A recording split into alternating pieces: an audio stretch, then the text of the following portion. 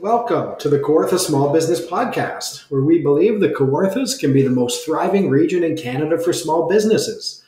I'm Brian Rump from Profit Coach. And I'm Matt Garrity of Managing Digital. And we're recording from the Thrive Podcast Studio at Thrive Co-working Community, 18 Kent Street West in downtown Lindsay, Ontario.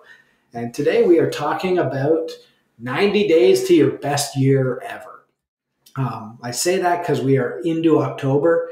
There are less than 90 days left until the new year, and it is a great time to start getting focused on having, your best year ever in 2024. Reason why I wanted to put this on, one is it's a shameless plug for a program that I'm really passionate about, and that's Flight School, which I've been running and kind of testing with a few clients, and it's been working so well. I want to get more people to do it. And one of the big reasons it works is the focus on it. And having a time-bound focus of, 90 days to kind of focus, get ready for an intentionally good year is so important, because often we just kind of hope it happens. And then life happens. Seasonality in business happens. We just went through the summer, it gets slow and everyone's like, well, I got to get back going. And now it's like, well, we got 90 days left until the new year. It's easy by like mid-October to be like, I'll just, January, we'll kind of start fresh. And then you kind of rinse and repeat. And, Flight School is from Business Made Simple. It kind of forms the basis of a lot of the things I talk about. And the power of just focusing on some of those things actually makes it, get you turned around and focused on your best year ever. That's awesome. Yeah, because people probably think, if I want to make a sale, it'll just happen. Retail, maybe I'll open up longer. I'll get more people through. Service businesses, like it just maybe kind of happens. I think about myself. My sales cycle isn't very long, but it's also not a day. It's not short. It's not short either. It can take me a week, I think, I don't know, it's probably longer. But from the time I talk to someone, talking to someone, by the time you talk to someone, they might have heard about you 5 times. You're in marketing. We know these. Yeah. These, there's stats that give us averages, and you can, argue whether it's 7 times or 11 times. For the type of business I've heard some different stats, but they all come back to like, you have to be talking to people and putting in activities before it shows up in your business as actual revenue. Yeah. And I came into September wanting to close with, I think it was 3 new sales by December 1st. I'm not even going to be close to that. I might. I'm very hopeful, and I kind of trust the process. And I know that these things happen. And I'm doing stuff, like I'm actively prospecting, and now I'm starting to get leads on the other side of the channel of people just reaching out. And I know I need to talk to, I think, 8 of them before I'll sell one, which I don't know, like some people might think I'm ridiculous and that's terrible. That's really, that's really good. And that's kind of the reality of, we hear all of these things and we don't necessarily know what's the number for our business, but to find out, we need some intentional focus on that.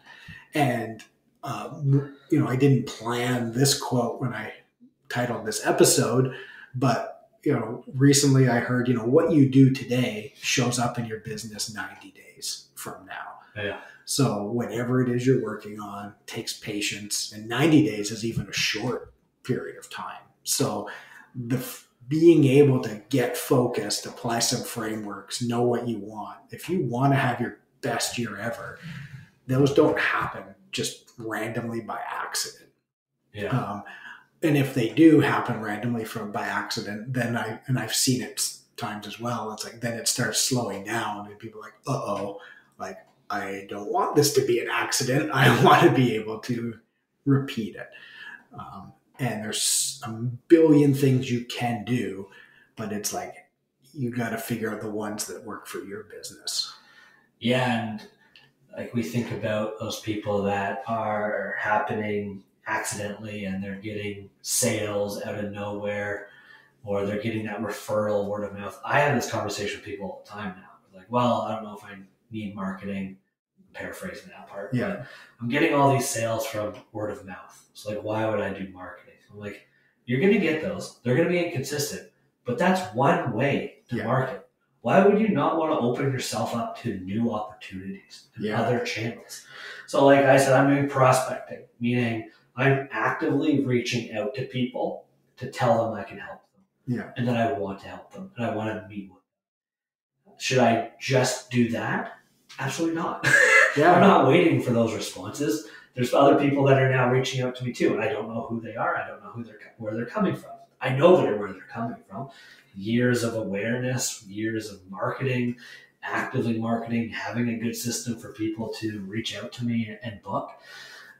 So like I know that those things are working, but like I will just sit back and wait for that referral and word of mouth business to happen, or getting those leads. Like I'm actively reaching out and like trying to get those things. Because I think the reactive part of people who are just waiting for stuff to come in, there's multiple reasons why, as a strategy, it's like, it could just be the market doesn't have enough competitors. So people are actively hunting. They can't find anyone because no one's making it easy to get found. So they ask their friends and their friends refer you. So that could go away with someone just shows up and makes it easy to find. And then instead of asking their friend, Google tells them who to find. You're also then at the mercy of responding to what people want versus being the guide and going out with a message of what you offer, knowing that that's a need, and then people kind of choose you from that. So you're giving up control. Some of those people then, they'll be like, well, I get lots of calls, but then they might complain, well, this person wants this thing. And they don't get that I don't do that. And it's like, well, unless you are, you should be in control of your message, what you do. And then marketing or, these things, then it's like, it gives the market an opportunity to know you exist and see what happens. And every person I've worked with through flight school, which is it's a 6-month program, 21 kind of modules. Once you kind of start getting focused and going down that road, everyone's like surprised it works. But part of it's that just being focused of what you do and making it clear to people what you do. Yeah, and to steal your line / probably Donald Miller's line that I don't know how much I'm stealing it, but I always say in presentations to people and pitches to people, we need to have clear, concise messaging so it's easy for people to buy from you and easy for people to spread your message. Like, it's just that simple. It's so easy. And that's, it's a foundational, how we say it. Donald Miller does these things. He didn't invent, clarity in marketing. That's actually, I was listening to a marketing science person, and that's people, when it's clear, they want it more and they're willing to pay for it. As soon as you start muddling it, they get confused and they think, they don't know what it solves, and also they think it's more expensive than they can afford. Yeah. Which is sort of like when when you post yourself as being the hero as well. But, it's putting these things together and executing on that clear thing. And that's easier said than done. And that's what you need a coach for, which is sometimes it takes a long time to figure out clearly what a business does or what they want to do, because they're so used to responding to what everyone else wants. They haven't focused in on a specific problem they're solving. But once you start going down that road of clarifying, your objectives and what you actually want, and then the message you want to put out, and then, hiring Maddie G Digital to get that message communicated and out there and repeated, you start getting the traction you need to be able to focus on, having your best year ever. Yeah, and we even talked about it on this podcast already, and it's just a blur, but we talk about it all the time about just because we do something doesn't mean it's going to work right away. So like as a coach, you're going to have to pivot and see like, okay, here was the game plan. Here's how I'm going to adapt the game plan. As these things come up, like we still have to figure it out as we go. Yeah, we don't know. And that's the beauty. So the reason I've talked about it before, I did some shameless pitches. We don't know what will happen. Every business is different. I'm helping people build their business, which is a whole other layer of, and we've worked together through your businesses really well with this of like, it's your business and kind of how you want to do things. And yeah, we have to challenge you on some aspects, but there's no blueprint of here's exactly how to run the perfect business ever. So you have to pick some stuff and be consistent with it to like let it give a chance to work. That is probably a huge misconception with coaching and programs and stuff like that too, is I think people think you, the coach, are going to take their business and just give them that perfect plan and that they're not even really even expected to follow.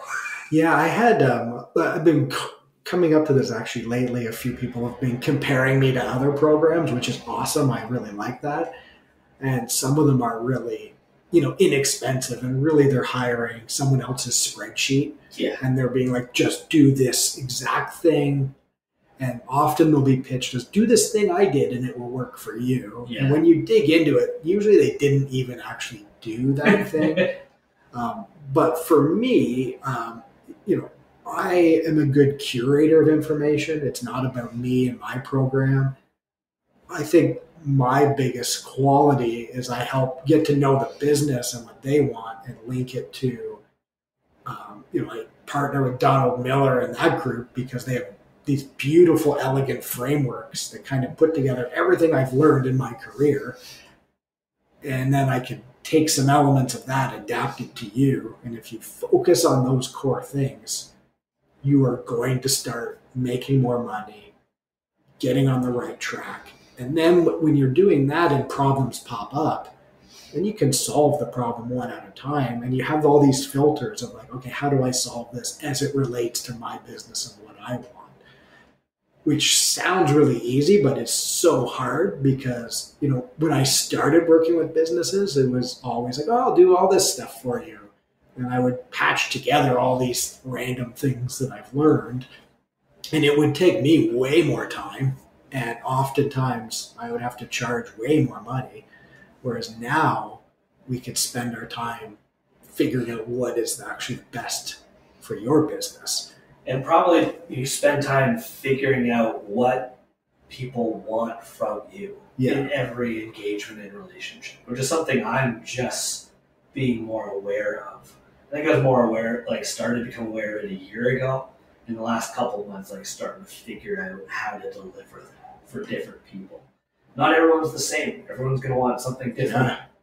Just spoke to our mutual colleague, dare we say friend, Robin, last week.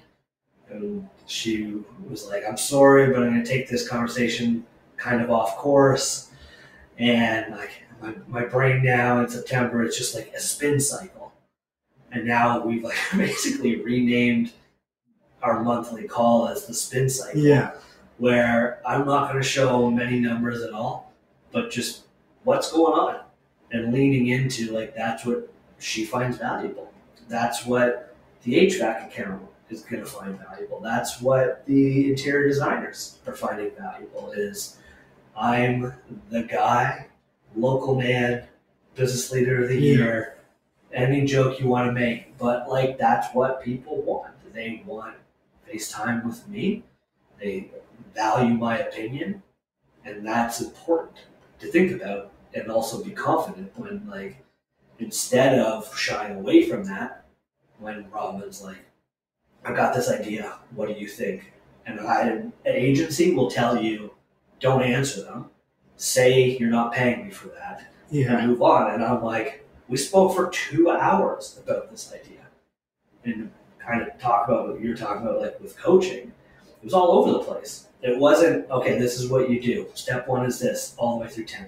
We took, imagine Ken Reed, the conservation area. We took 10 different paths to get to our destination. We went down one path and we're like, that doesn't really make sense, or I don't really like it, but that's what kind of makes sense right now.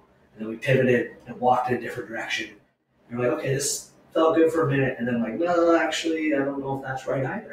And it's fascinating to like have those conversations. I actually love too. It's good if you have the people that understand that too, where they're not coming to you expecting I have a question, what is your answer? It has to be right. Yeah. Those people are never going to be a good fit. Yeah, and there's coaches who, if you want to find out a specific thing, knowledge is out there, and a lot of coaches might pretend they have a thing that's so different than what anyone else has, and they'll be like, well, just follow this thing, and it's a big secret, and it will work magic. And then it doesn't work magic because usually it doesn't fit your business in some way. Working with me, it's like, I'm going to help it fit your business, or we're going to guide you through conversations like the spin cycle. Because another agency might say, hey, we don't pay you for that. Or it's like, great idea. Give us 20 grand and we'll make it happen. And then it's a terrible idea that hasn't been thought out. That was it. And like the idea was good, or the concept of it was good. And they're like, okay, we've got this business. We've got this machine that helps the business. We want to start another maybe business to better utilize the machine. And I could have been like, great, here's your e-commerce website. Here's all the marketing. We're going to pour money into ads. And I was like, this is a complete departure from what you're doing. And I don't know if this makes sense right now. And then it was like, well, how can we fit it into the existing scheme? And I don't even really remember where it all landed in the end. But it was... not to say they were fortunate, but somebody else honestly would have been like, yeah, this is great. We'll get your website going tomorrow. Like e-commerce, 10 grand, like all this stuff, pouring money into ads. Yeah, I've watched it so many times, and that's part of like, again, why I love, so the program I coach, it is marketed as, here's a 6-month program, 21 modules, but it's really a framework designed to really understand the core things you need. So when something like that comes along, now you have a filter to run it through. And customers like that also understand sometimes it makes sense to pay people a couple hours to talk it through compared to the filter. And then you can realize, hey, this is a thing to pursue, or, oh no, this doesn't actually fit. And it's not going to make us any more money than some other ideas. And that's the dynamics of business. Yeah. So many people try to jump from thing to thing, hoping it will be the thing. And then they don't ever take the time to build the framework. We use the framework of the airplane, the airplane that they want. And, when I'm very specifically promoting this flight school program, it's working with me. There's some content for this that helps us make some decisions. You and I have worked together for a while. Most of it is things we've patched together as you need it. This is we start at the nose of the plane with leadership and your goals and where you want to go.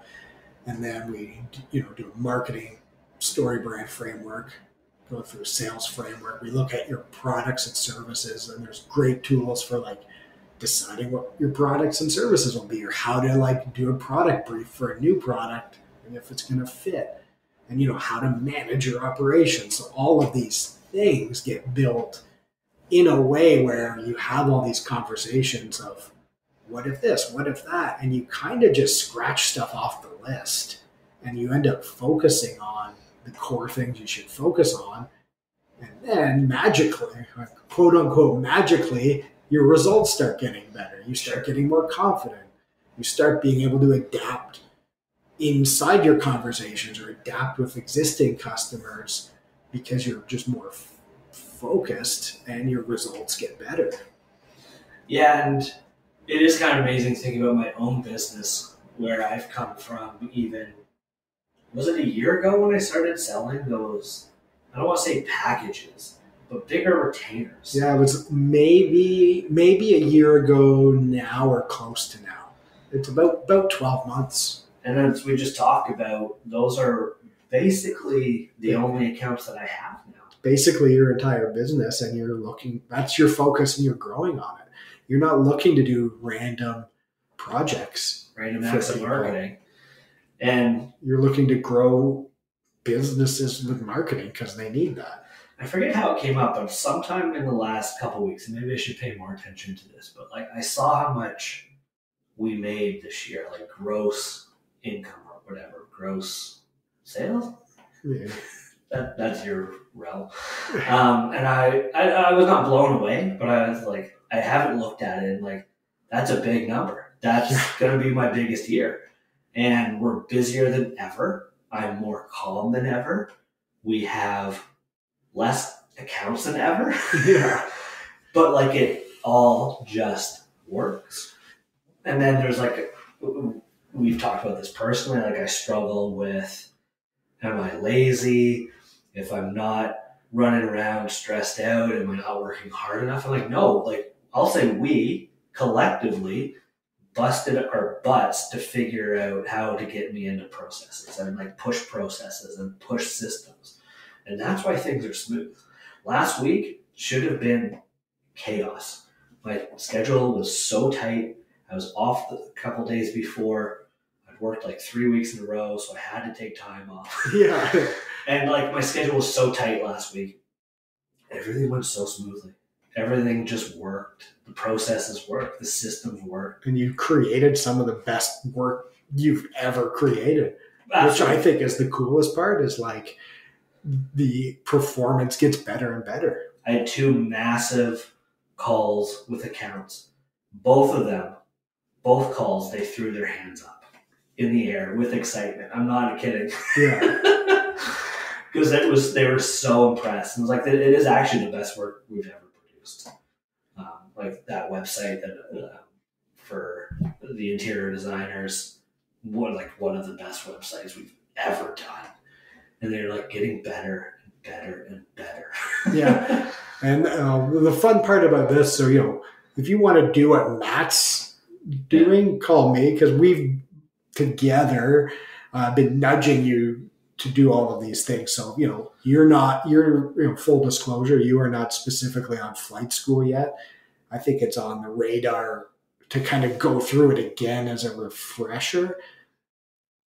There would be elements of it. Nothing I don't think would totally surprise you, but you would get better at some of the exercises, would bring you more and more clarity. But in terms of the structure, we've kind of bounced around with kind of what you need at the time and have adopted a lot of these things. And flight school is kind of a newer product and process that just streamlines what's taken a long time to kind of ad hoc put together. I had another person who listens to the podcast say, I want them whatever Matt's doing so he can take every other week off in the summer. And like, if you're listening and you want that too, like this is the way to kind of get there. And you don't even have to fully implement it. Like there's the critical parts. And again, me as a coach can help pick out what are those critical things to do now, or make it sound like it's something I'm making up on the spot, but really it's an intentional thing that I'm pulling from here. Oh yeah, because like we busted our butts to plan that. Yeah. Like the every other week off. It was supposed to be something else. It was supposed to be, how do I work 3 days a week in July and August so I can golf every week? Because I got obsessed with golf, and Fridays I'm at home with my kids, and then I won't have time to golf because I have to spend time with my kids. Yeah. But I was like, well, let's golf Thursdays. And then like as I was looking at stuff, and I was like, well, I wanted to take the first week of school, like summer off. I want to take the last week, and then I want to take these other weeks. It was like, let's just see how this goes. I could do that all year. Thinking about it right now, there's no reason why I couldn't. The way everything works, it would not be hard. Does it benefit me? No. It actually made life fly by even faster than it does. Yeah. Which I would not recommend. It's like the movie Interstellar. Have you seen that movie? No, I haven't yet. Wicked. Space movie, awesome. Christopher Nolan movie, awesome. Matthew McConaughey movie, awesome. All 3 of those things. But he goes to this planet where every second was like a year. So he gets like he's on this planet for like 15 minutes or something like that, and they know this, so they're racing, and then gets back, and like his kids, he gets back on the ship after 15 minutes. But in like Earth, it's been like 15 years, and he's just bawling. Anyways, that's what my summer kind of felt like. Yeah. I don't know how I took it that place, but like that's what it felt like. It was this wicked cycle of you're working this week, you're off next week, so laser focused. And I was, so that week flew, and then the next week flew because it was vacation, and then the next week flew because I was working. It was just warp speed. I wouldn't actually recommend that. What I have thought about adopting is maybe not a week off every month, but every month a week of like internal marketing stuff for myself, like lethal focus of my business, which would be killer. And so what's really cool about this is that's the type of results you get when you intentionally do like, the 90 days prep to a best year ever. So you've been through a prep, we worked for the summer. Now it's like you continue to level up and dial it down. So if you have the focus to really do your own stuff, that just grows your business even more and lets you repeat the process again. Yeah. So, you just talked about, best year ever for your fiscal. Is there any reason 2024 isn't going to be your best year ever? Oh, it's going to keep growing, right? I used to think there was a number that was not obtainable, or not obtainable, but it would be like scary to get to. That number is still scary, but half of that, I was like, that'd be a really cool number, but that would be really hard. I don't want to say it's not hard, but like, I should do that next year. Yeah. Like that's we're close. We're not close. We're still like 50% off or whatever. But like now I kind of know how we can get there. Now you can focus on it. You have the tools and frameworks where it's like, okay, this path is here and it exists. It's not easy. There's no sitting back and just cranking it in, but you're not running around kind of casually going through cycles up and down and guessing at a bunch of random things to do. Like you can focus in, know what you need to do. You can have the capacity to add new things onto that. You can try out things.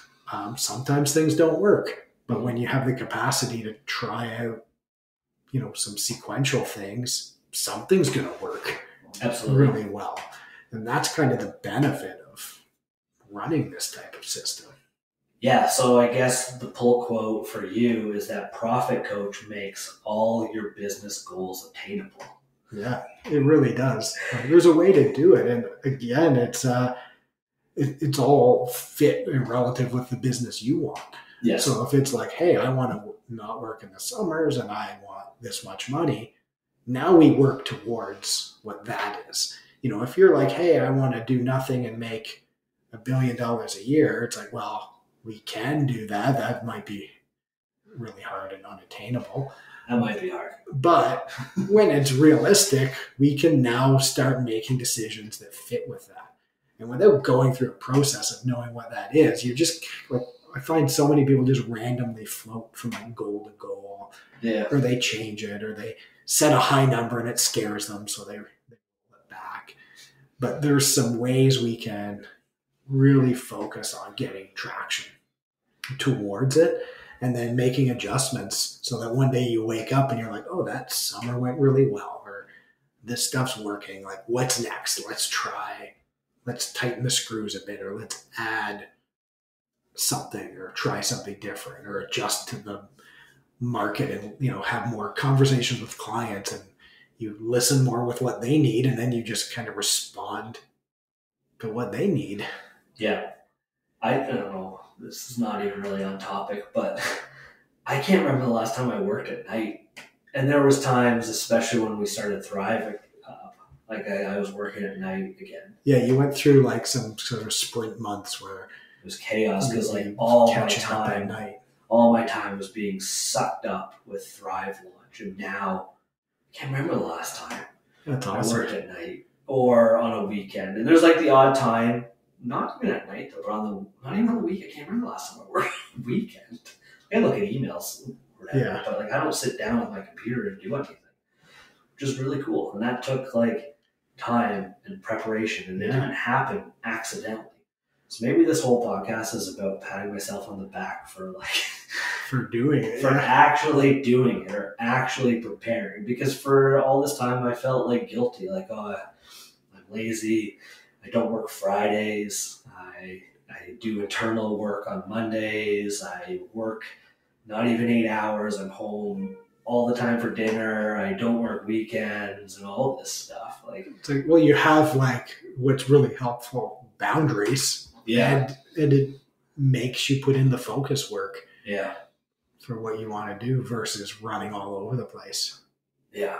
Yeah, I used to feel bad about it up until recently, where I'm like, no, like this was the point. This, like, I should be proud. Like, you can have the business that you want to have. Yes, absolutely, and like, and own that and take that, and it's awesome. It's awesome. Is that what we wanted to talk about? Yeah, this is about flight school. So I'm trying to take what Maddie G's done and work with people to get that, and I have the path to get there.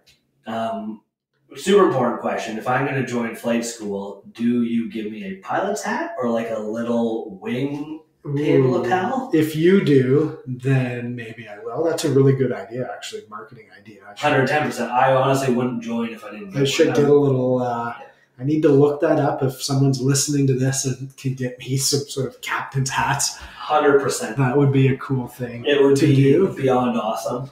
And you should start every call with Danger Zone. Danger Zone? Yes. Yeah, I should definitely do that. I sometimes do say good morning, aviators, which is good. It's really getting going. It's flight school itself is an online platform. There's kind of three things any business needs to be successful. There's coaching, content, and then some community. The coaching part is me walking through the question, which is, okay, how does this work for my business? The content is, Don Miller videos that have been packaged to really concisely and with good examples lead you through the topics. And then there's these great worksheets that just doing these simple exercises really help. So those combination, and then, I've got a bit of an online community. There's some access to that. Local people all come to Thrive for coffee in the morning, and we're building the podcast, community of business owners. And those things really, really help.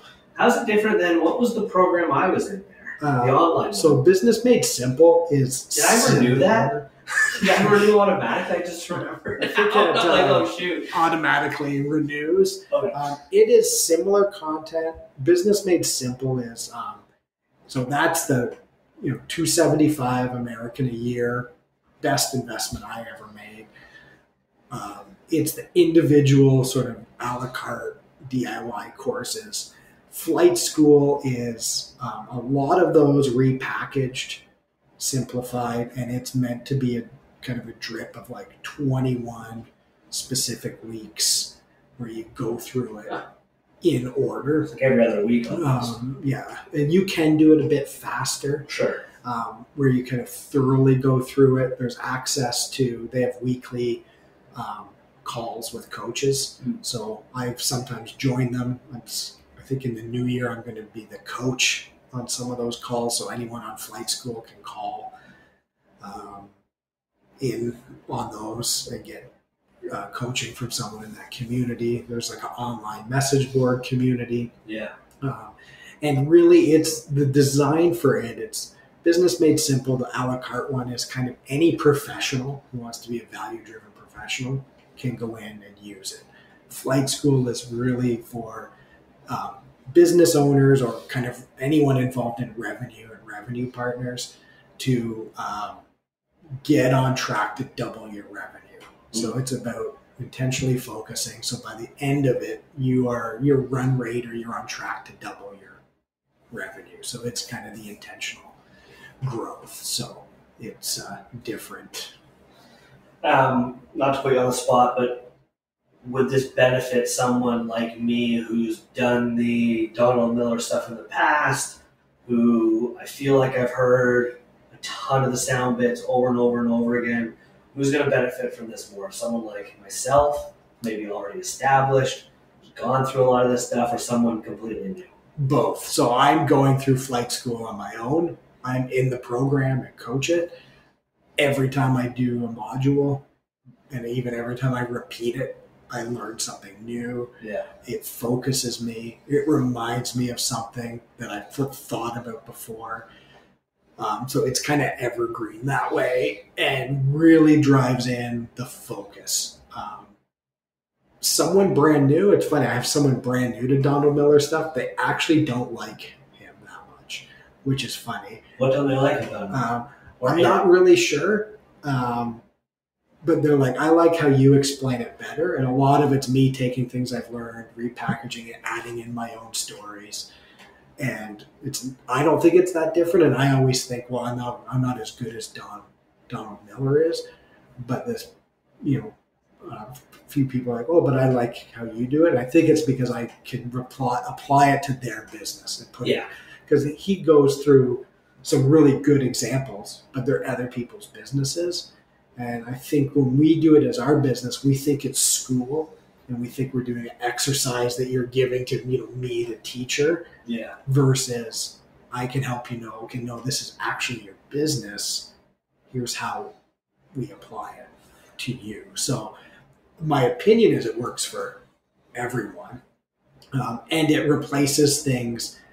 I can talk about something, but I can't do as good a job as Don Miller can in like 20 minutes of like something he's spent years kind of researching and making so concise.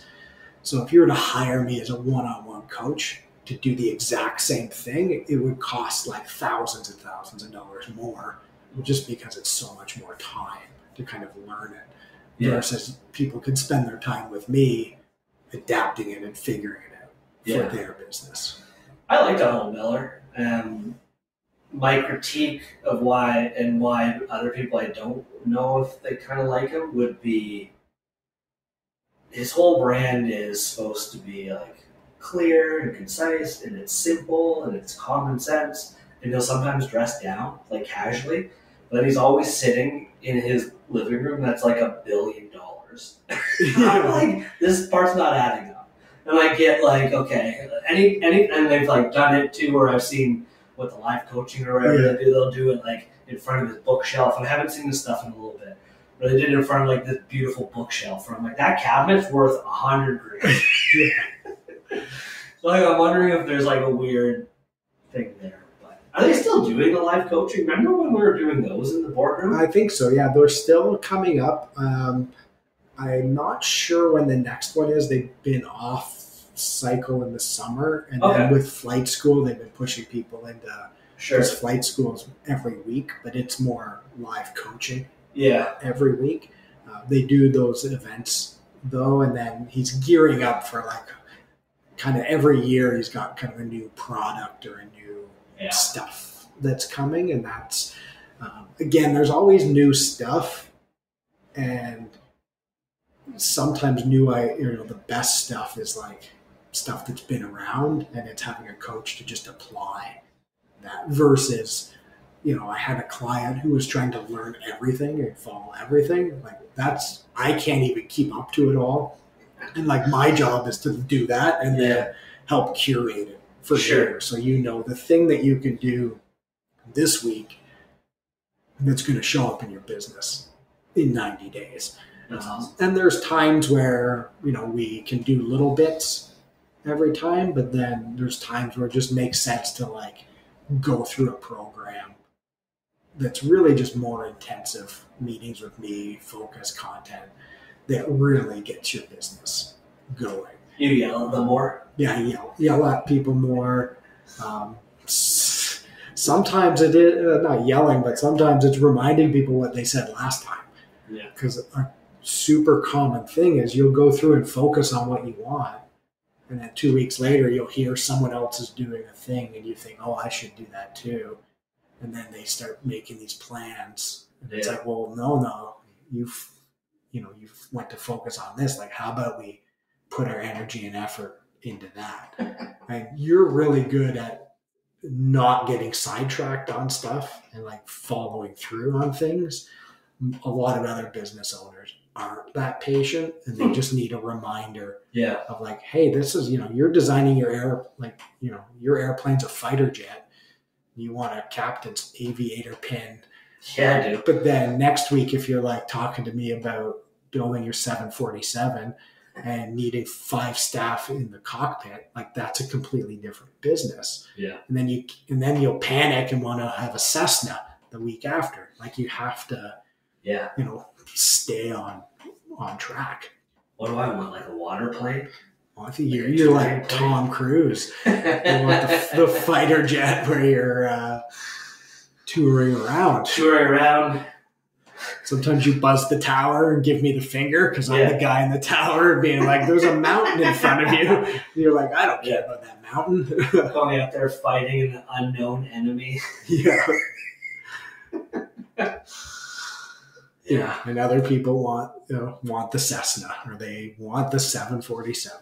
The self-flying plane? Yeah. The drone? I'm trying to remember, someone recently was like, oh, I want the big 747, and I was really surprised. Oh, really? By that. And I was like, oh, well, we need to make some different decisions then, because if that's what you want, you can have that, but now you have to design and build a plane for that. Right. And the good part for you is it's like, well, you can't have a 747 without a right engine, which is the marketing engine. Yeah. So if you don't want to spend anything at all on marketing, like guess what? You're not getting a 747.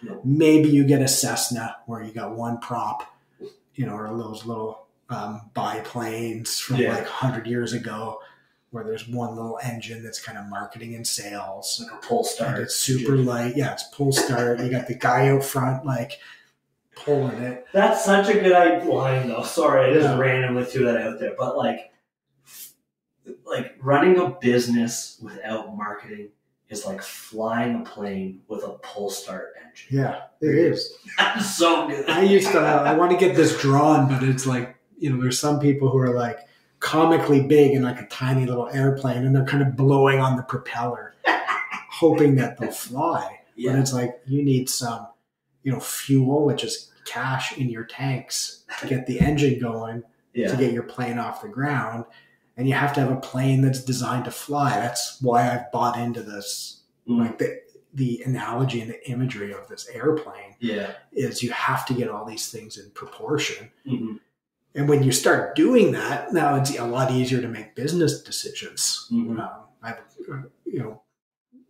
can talk to people and they get like a plane, like, hey, if your plane's going down, like, how do you get it going again? Blow on the propeller, pull the engine again. Yeah, it's like you got to put some power to the engines and like point the nose up, and the nose and the cockpit is our goals and where we're looking. So when we look at 90 days to the end of the year, some of that is that hard work of just figuring out where we want to go, what our numbers are, what our core value is. And then we start putting in all the other pieces to get there. And it gets easier once you have momentum. And then you just want to fly further or faster, or, all of these things you can then figure out. Like if you want to go faster as an airplane, what do? Turn the engines up, right? Like, so we can crank the marketing, and when we know it works, if the rest of the plane is fit. If you then want to, if you're in your Cessna and you want to keep up to the F-18, we need to build a different kind of plane to go faster. So then we can start working on that and redesigning. So it's kind of makes all of these things so simple to go through it. That's awesome. I think you've convinced me to join flight school. So. Awesome. Yeah, your pitch is always there. We'll get you in. This is kind of for everyone. And again, me as a coach, it's not, hey, everyone must do this thing. Yeah. I curate a lot of the stuff, and when we work together, kind of bring it to you in a little piece at a time. Sure. It does make sense to go through it. Is it the most urgent thing? Right. Probably not. if you do it, will you be on track to double your revenue by the end? Probably. Like it will be worthwhile. Again, you're working with a coach, so he can help focus you on what you need right now versus other people who have been floundering. There's times where I'm like, the number one thing you do is flight school. And from the first module, the first exercise is a double your revenue challenge, which sounds clickbaity, but when you get into it, it's different than probably anything you've seen before. And everyone is charged up after doing that. And to me, just that alone probably makes up for the investment most people would make into it. That sounds fun. Yeah, sounds like fun. Sounds good. If you would like to do that, Brian at profitcoach.ca, or reach out to the podcast. Ideally, going through flight school, you're going to, we want to work with Matt and I, both of us, together throughout that, and be awesome. Any final thoughts? Pitch myself? Yeah, you can pitch yourself. I haven't done that in a while. The demographics of Lindsay and Kawartha Lakes are changing as more and more people move here. More and more people don't know that your business exists. You have a responsibility as a business owner to tell them that you have a solution to their problem. They are often going to Google to search for a solution to that problem. You also have a responsibility as a business owner to appear on Google. When someone searches for a product or service that you sell, I can help you get found on Google in less than 60 days using a couple simple tools. Go to my website and book a call at mattiegdigital.com. That was really good. That's awesome. Good job. And Brian, I'm the Profit Coach, and I want to take you through flight school to get you on track to double your revenue. You can book a call with me at profitcoach.ca. And if you'd like to be on the podcast or work with us, please feel free to reach out to our email at setitup@kawarthasmallbusinesspodcast.ca.